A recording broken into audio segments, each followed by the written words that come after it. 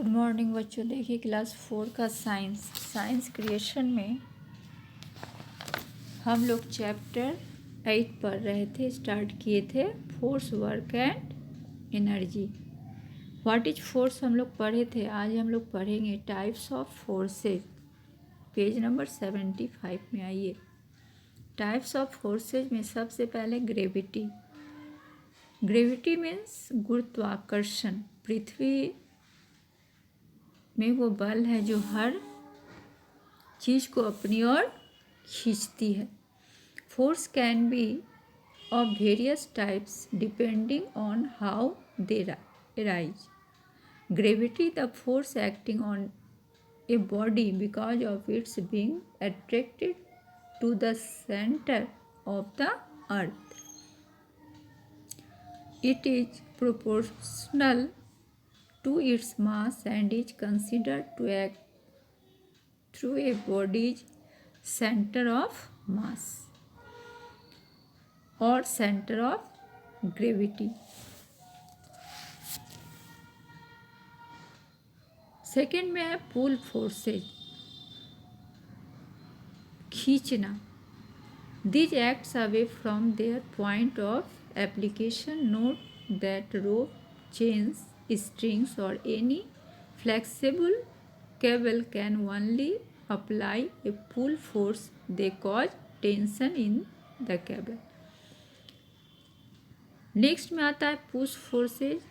These acts towards their point of application. Members that apply a push force are often called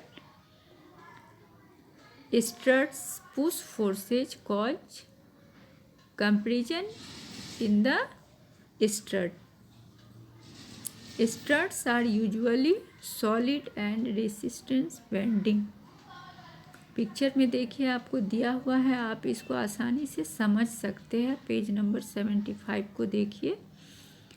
There are different types of forces that act in different ways on structures such as bridges, chairs, buildings, in fact any structure.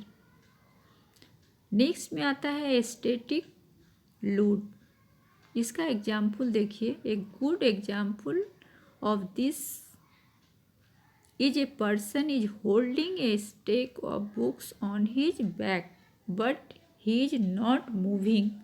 The force downwards is static. Book को लेके वो खड़ा है, तो ऐसा force क्या कहलाता है? स्टैटिक।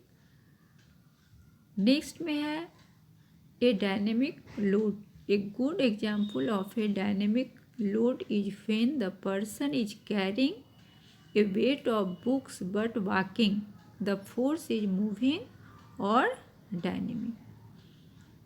अभी हम लोग पढ़े, बुक लेके यदि वो खड़ा है, मूवमेंट नहीं हो रहा है, फोर्स जो है वो डाउनवर्ड्स लग रहा है, तो उसको कहते हैं स्टैटिक।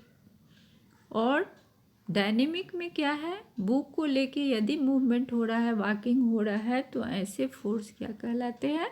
डायनेमिक। अब टेंशन क्या है? The rope is in tension as the two people pull on it.